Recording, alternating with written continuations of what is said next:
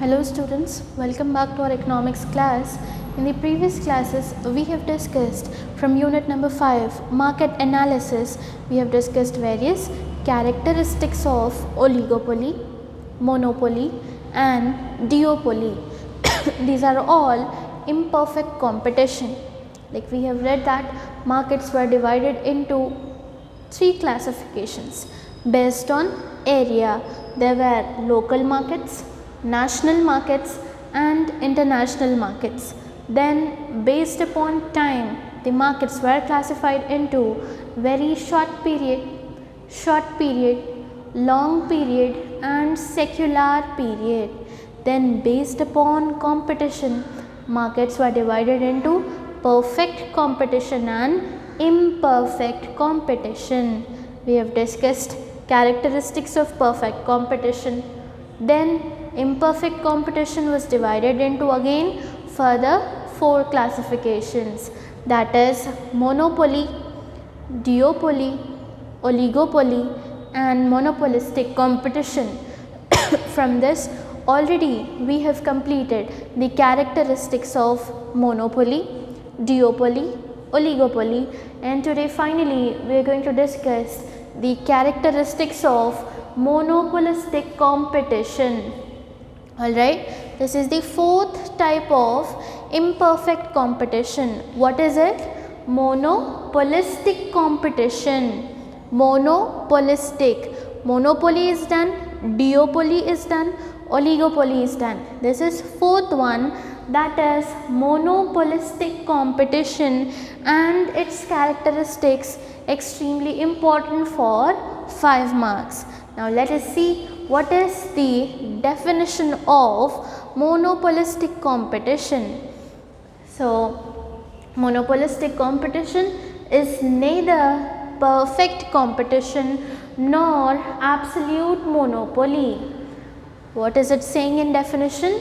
Monopolistic competition is neither perfect competition nor absolute power or absolute monopoly.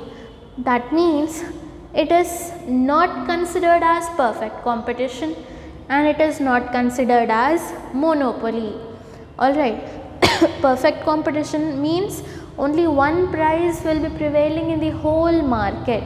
Is it possible that if I buy from this area, if I buy a idli from this area and if I buy an idli from some other area's restaurant, the price will be different. But what perfect competition is saying? Same price will prevail throughout the market. So according to monopolistic competition, it is not having perfect competition. Then monopoly.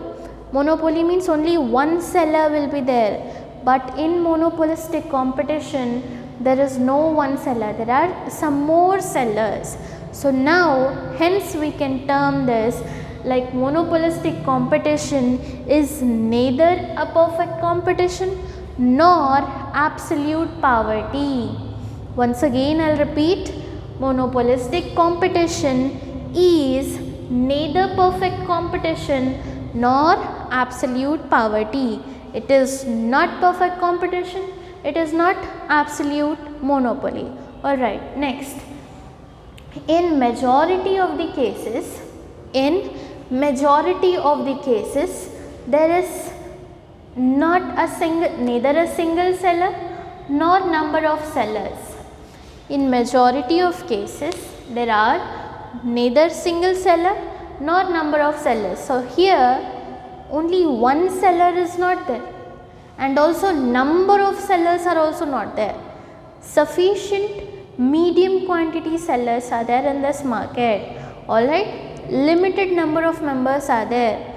Alright, for example, in my exams, if I score some 40 to 50%, how much I am scoring? Example, I have scored 55% in my exams. So I cannot be considered as a below average student or I cannot be considered as a topper. Alright, in the same way, there is neither only one seller, there is nor number of sellers. Alright, one seller is not there, number of sellers are also not there, but limited number of sellers are there.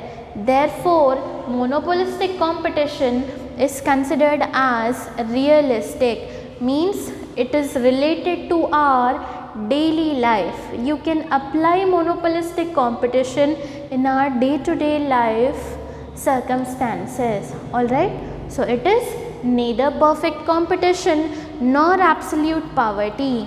In majority of the cases, there is no single seller and there are no number of sellers. Then monopolistic competition is considered as realistic. So finally, the definition of monopolistic competition is done. Now let us go with the characteristics of monopolistic competition. The first one, less number of firms. How many firms are there? Less number of firms are there. Number of firms in this market are less, whereas there is high competition and no one controls the output. Is it true or not? Whenever something is less, the competition will be high. For example, in an particular area, there are no restaurants. Alright, in a particular area there are no restaurants, and I have started my own restaurant in that area. Till now there were no restaurants, but when I started, only one restaurant had been running in that particular state. Then what happened? People were coming to my restaurant as the demand was very high because only my restaurant was there in the area. But suddenly, as the days passed off, one more person in my competition have been started a restaurant exactly opposite to my restaurant. Now, will the competition be increased? Yes. Customers will not only come to my restaurant, but now they also go to the second restaurant. Now imagine, after few months, one more restaurant have been set up in that area. Now what will happen? Now will I have the full confidence that this area people will just come to my restaurant? No, I cannot be in confidence, because previously only one hotel was there, that was mine. But now there are three restaurants. They are less. There are not 50 restaurants. They are less in number. Only 3 restaurants are there, but the competition is very high. So in the same way, monopolistic competition, there are less number of firms, but the competition is very high and no one controls the output. You cannot decide how much I can produce, and I cannot decide how much you will produce. We have a control on ourselves. Therefore, we cannot control the output. Fine. So first point is done, that is less number of firms.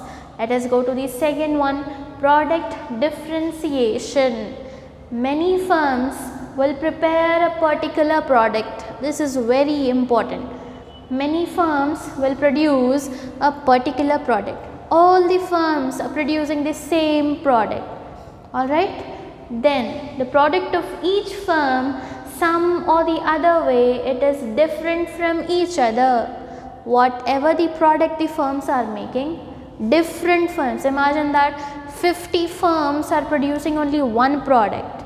So do you think all the 50 firms will produce everything similarly? No. The product may be same, but some or the other it may be different in either quality or quantity or the outer appearance or the label or the company name, etc. So they'll be having different brand names and trademarks on them. Alright. Whenever we say that the commodities are similar in size, shape, color and quality, we consider it as homogeneous. But here each firm is producing the product which are different from each other. Different means it is called as heterogeneous. So the products in monopolistic competition are heterogeneous, means they are not same and they are not homogeneous. Fine. Let me give you an example. You might be getting a doubt that, madam, you are saying that many firms are preparing a same product, but how they are different from each other? Like for example, we use shampoo for a bath, right? Different varieties of shampoos are there, different brands are there, like Head and Shoulders, fine, Sunsilk, then Dove, then many of use Tresemme. These are all what? Various brands of shampoos. Product is same, that is shampoo. The purpose is also same, used for head bath, but the brand names are different. In the same way, soaps are there, like we have Lux, Santoor, Medimix, Rexona, then Pears, etc. These are all various kinds of soaps. The purpose is same, product is also same, but the brand names are different. So product differentiation. Every firm is producing a particular product and product of each firm is different from each other. Because it is different, it is called as product differentiation. They have different brand names and different trademarks. Coming to third point, freedom of entry and exit. Any firm can enter any time, any firm can exit the market any time. Then competitive advertisement and selling cost. This is also extremely important.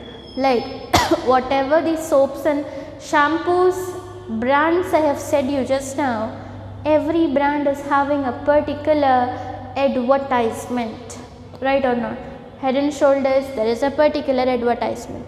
Sunsilk, particular advertisement. Lux, particular advertisement is there. Medimix, particular advertisement is there. So why they do the advertisement? To attract the customers to their brand. So advertisements and sales promotion. Sales promotion in the sense you want to promote your product by advertisement, through advertisement. So advertisement and sales promotion are very important to push up the sales, which is nothing but selling cost. If I want to increase my sales, I'll do advertisements on televisions, newspapers, brochures, pamphlets. When the people see my advertisement, they get attracted towards it and they come to me for buying the product. How I am doing my sales promotion? Through advertisement. That is called as selling cost. Last and final, more elastic demand. The demand curve slopes downwards from left to right. In unit number 3, demand, we have discussed, like whenever the curve is moving from left to right, it slopes downwards. This is when price is high, demand is less. When price is less, demand is high. So the curve is downwards from left to right. Hence, if price changes, demand also changes. If price does not change, demand will also not change. But here they are changing. Highly elastic. Elastic means changing. If price will change little bit, demand will change extraordinarily. Example, if a person is selling Pani Puri at 10 rupees, he is providing 6 Pani Puris, alright. Then I have also started my own business where I am providing 10 Pani Puris for 10 rupees. Now what will happen? Price is same, but I am increasing the quantity, right? So where the customers will be more? In my stall, right? So here what is happening? When price is changing, demand is also changing. Changing means what? Elastic. Here the demand is highly elastic and the curve is from left to right in downward direction. So all 5 points are completed. First is less number of sellers, second product differentiation, third freedom of entry and exit, fourth competitive advertisement and selling cost, last and final more elastic demand. So this topic have completed. Finally we have completed one long answer type question, that is classification of markets, then characteristics of perfect competition, characteristics of monopoly, characteristics of duopoly, characteristics of oligopoly, and finally we have also completed characteristics of monopolistic competition. Please note down all the points of not only this topic but whatever the topics I said you now. Please by heart all these sightings perfectly. See you in the next classes with some more and interesting topics. Till that, please take out time, minimum for 2 to 3 hours, sit and practice effectively. I again and again requesting you that not to waste your time and sit at least for 1 or 2 hours. Practice it. Practice doesn't mean just seeing the answer. If you just see, nothing will enter into your brain. If you just watch my class, you won't understand economics. Economics is not that easy subject and it's neither a tough subject. Yeah, obviously it will become easy when a student sit in front of the book, read it for twice and thrice and then try to write it without seeing and then again learn it and write it with seeing. If this procedure will be going on, I guarantee that you will score highest marks in economics. This is only possible when you do the practicing work. I said writing work. At least 3 times each topic you must write with seeing and without seeing. Then you will be getting more perfect in this answer. You can just play with economics. Alright. So please take out time for your practice and even enjoy it, but still focus on learning. Fine. See you in the next classes with some more and interesting topics. Till that, stay healthy, stay safe and never stop learning.